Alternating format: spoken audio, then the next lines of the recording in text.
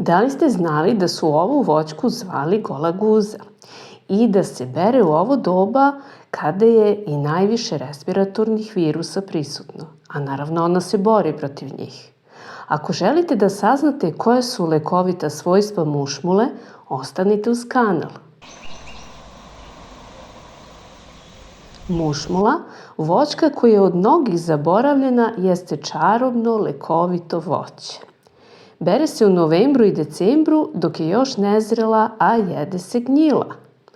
Ono što je čini lekovitom jeste prisustvo vitamina C, vitamina grupe B, flavonoida, magnezijuma, mangana, gvožđa kao i kalcijuma. Dovoljno je, kažu, pojesti samo 3 mušmule dnevno i to će pozitivno uticati na naš imunitet i opšte jačanje organizma. Ona ima jako protivupalno dejstvo, tako da pomaže u lečenju prehlade, infekcije usta i usne duplje, krvarenju i upalama desni.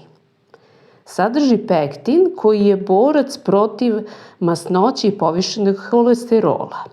Sprečava zatvor i stimuliše normalan rad creva. Takođe, usled prisustva gvožđa pomaže ljudima sa anemijom i svima nama da zadržimo normalnu ishranu tkiva i mišića kiseonikom, što dovodi do njihove normalne funkcije.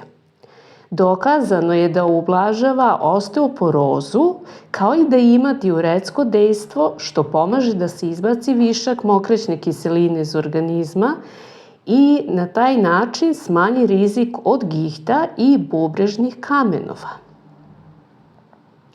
Po nekim istraživanjima, zbog prisustva velike količine flavonoida, pomaže u održavanju normalne funkcije mozga u smislu sprečavanja gubitka pamćenja i nestanka neuronskih veza, što inače vodi u demenciju i Alzheimerovu bolest. Mogu vam reći da sam danas otvorila sezonu mušmule. Nadam se da ćete i vi početi da uživate u dobrobiti ovog voća, samo nemojte da gutate koštice da ne bi došlo do dijareje. Nadam se da ste naučili nešto novo i uživali u ovom videu.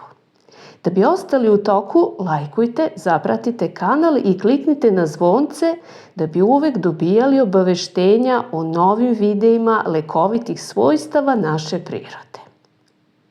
Živi i zdravi bili!